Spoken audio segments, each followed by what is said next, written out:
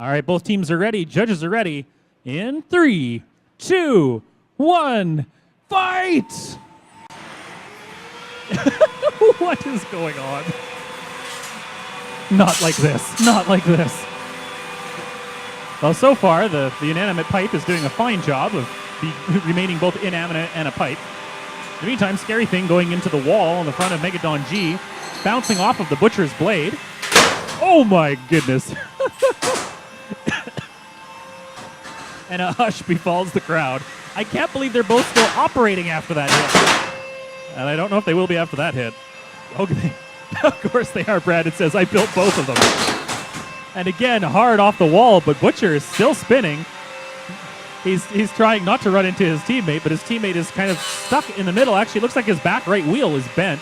And in the meantime, Scary Thing is hiding behind his opponent, or his teammate, I think. Yeah. The only loser here is the arena. And Scary Thing's weapon is not spinning up. It looks like it's very much bent on one side. Butcher going hard into it. Big scrape across the front of that. Spinning up, bouncing around the walls. Hits 3 of them. A wheel goes flying. Whose wheel was that? That was Megadon's wheel. Megadon's now down to 3 wheels and not moving at all. So I think we're just down to 2 now. We have the Butcher and Scary Thing. And Butcher's weapon's still working great. Keeping that belt on it is eating away at the supports of Scary Thing's weapon. Actually, it lines up perfectly with the supports on it. Unfortunately, yeah, geez. It's getting close to the red side there. 1:25 left.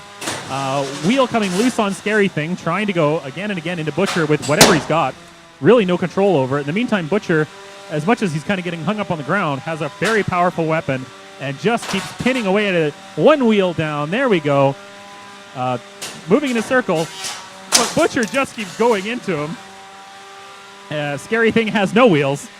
So unless he can somehow find a way to move, you have to stare at it really hard. That is a knockout. Butcher is the winner. Congratulations. Well done for building the most hardy robot to Brandon.